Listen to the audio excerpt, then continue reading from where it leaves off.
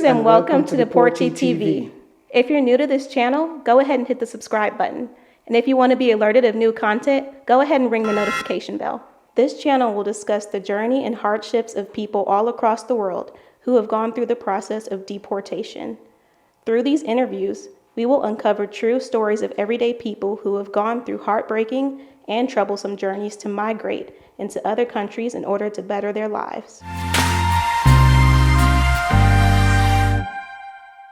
Today we have a special guest, and her name is Cindy Placid. She will be telling the story of her late mother, Fortuna Benoit from St. Lucia, who has gone through deportation nearly 12 years ago. Welcome, Cindy, and welcome to Deportee TV. Hello, Ray. It's a pleasure to be here. And we'll start with your mom's background. Tell us a little bit about where she grew up. Well, my mom is from St. Lucia. She grew up in the island of St. Lucia and in a little community called Piero, Vieux Piero. And how was your childhood with her? Basically, I wasn't really raised with her, but I was raised with my father. But over the years, we grew to love each other. I went back to live with her after a couple of years, and we had a lot of fond memories as as a family. My mother has 5 children. And what was her motivation to want to move elsewhere? Well, mom had wanted a better life for us kids, and she felt that she couldn't do it down in St. Lucia. She was a pharmacist, and my mom was she anything that she put her hands to, she could do it.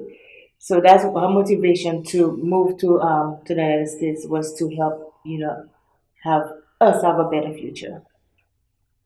And do you know her plan about going through that? What did she plan to do, and how she was going to move? And did she share that plan with you?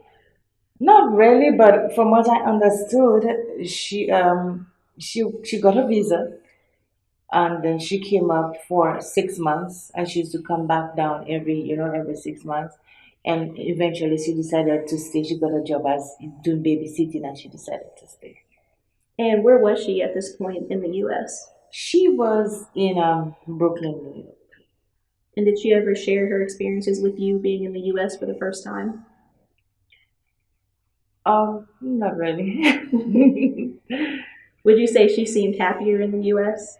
Yes, she was because there were more opportunities for her to do the things that she loved. She loved baking, she loved cooking, she loved to play music, she used to DJ. So there was a lot of opportunities that came up that, she could benefit from as, being up here in America. And do you know of any of her friends she may have met or anybody she had a relationship with in the U.S.? Yes, my mother was a well-known person. She knew everybody. Matter of fact, they used to call her Madam Stone when she used to DJ. So everybody knew her. And then how was her life after the detention center? How did she get caught up? How did that happen? Well, my mom got married while she was up here. She had a spouse back home, and they got married. Both of them were in the United States, and they got divorced. And so she wanted to get her green card and her citizenship up here. And so it was hard for her, but she got someone decided that they were going to help her to get that done. And so when she was introduced to this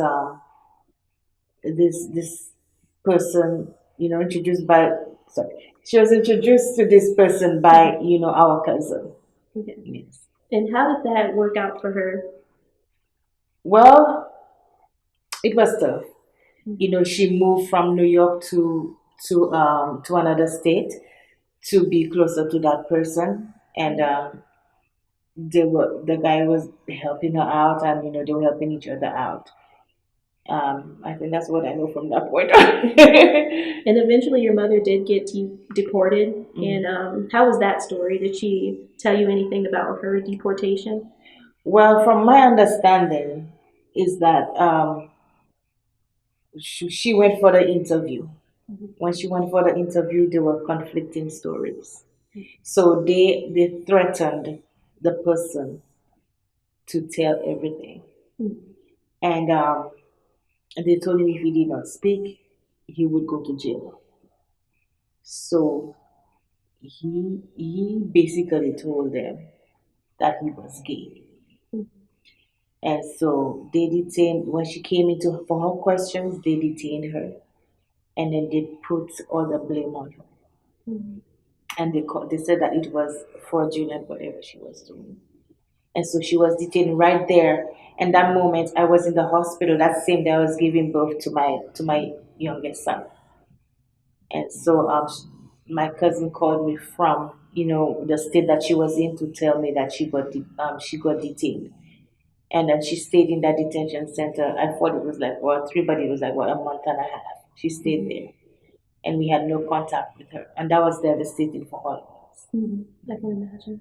And when was it when she went back to St. Lucia after this detention? Yeah. Well, they gave her an option. They were gonna deport her like right after that, but they gave her an option.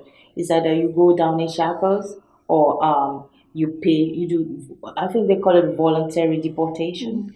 And so she voluntarily paid her ticket, and then she went back home.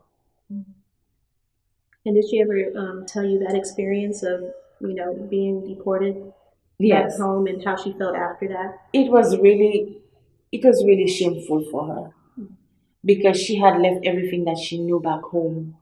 And at her age, coming back to the islands, it was hard. She could not find a job. She could not do anything. So she had to really start from scratch. And that really broke my mom. She had to start from scratch. She had to figure out a way to live again. And she was dependent on other people to be able to help her to get back up on her feet. And how do you think that affected you? When I went in the hospital, when I was in the hospital, I had just had a C-section of my son. And when I got that call, I just cried. And we all were devastated because she is always a strong woman. She will push you. She want anything she wanted to do, and that was her dream to become a U.S. citizen. And when that happened, all her dreams were shattered. And your mother has since passed. Tell me about her passing and how it affected you and her legacy from now on. Well, my mom, sadly, she passed away in January 17, 2018. That was 2 months after she buried my little brother. And I could not go back home you know, to be with her, to even, say goodbye. And it was just like quick. Like she was in the hospital, she went in the hospital for 10 minutes, and the next thing you know, she was dead. And it has brought a lot of depression, a lot of anxieties. I cry more days than I laugh, and I miss her so much. All of our children, it has been hard for all of us. For because she was really a rock to all of us. She was the one who would push us to do the things that we needed to do, and push us to do. She even pushed me. She inspired me to do here and to write, to do the things that I'm passionate about. So, and she never got to meet her grandson. So when she passed away, it was really traumatic for me, and it still is. I'm so sorry for your loss. And you wrote a book called When Life Stood in Silence. Tell us about that, and you wrote poems in it as well. Tell us Yes. about that book and what it meant to you. What was your inspiration? My inspiration for writing that book was loss. After I lost my daughter, I gave birth to a little girl in 2015. And she was born for a rare form of dwarfism called thanatorophic dysplasia. And she was given days to live, and she made it to 2 months. And I went into like self destruction. And after that, I just started to write everything that was going on within me. I could not really speak to people. And then that's how I began start to write the poem. So everything that I was feeling, everything, I wrote it in that book of poems. And this has really been therapy for me. So that was my inspiration for writing. And what were some of the hardships you talk about in this book? I talk about my immigration struggle. Mhm. Okay, the immigration struggle that all of us are facing, because when we come from the islands, it's not a bed of roses. We come and people think, well, we have it easy, things are easier, but it is such a very difficult process to be able to live in this country as an immigrant, to be looked down on, not to be able to go to the store, and you don't have an ID. You understand? And then you have to use your passport. Every time you have to pull it out. You can't go. To go to the Western Union, and you cannot pick up money if you don't have a state ID. So it is really, really difficult. And I've had so many stories where people tell me about their immigration status, and it's tough. It's really tough for us. It's just like we're living in the shadows, living in the shadows, fearful of, is today ICE gonna come and pick us up? And would you say that was worth moving to the U.S. still with all the hardships you go through? I would do it again because I've met so many good people. And so many people have inspired me. I've had mothers, new mothers, a lot of friends, people who've been like family. So I would do it again if I had to. And I just wanted to read a small insert from your poem in your book. Every step forward, I look back, fearful my freedom, they'll attack. Day by day, I live deeper in the shadow, knowing my time is air I borrow. What does that mean to you? Well, this poem basically, a lot of us who come here and we are not citizens in this country, or we are branded as aliens, and we are always looking at our back. Are we gonna get pulled over by the cops? Are they gonna ask us for an ID? Are we gonna? We are always afraid of what is going to happen. Is immigration going to pick us up? You understand? So we are always, and we every step we take to do things better, we met with a roadblock. We can't even go to the store and get things in, like for example going to the Western Union and stuff, like just to get some money. We always looking at our bags. And another small insert, a nation considered for the free, living in fear of what our future will be, crouched at our homes in seclusion, frightful any day for a home invasion.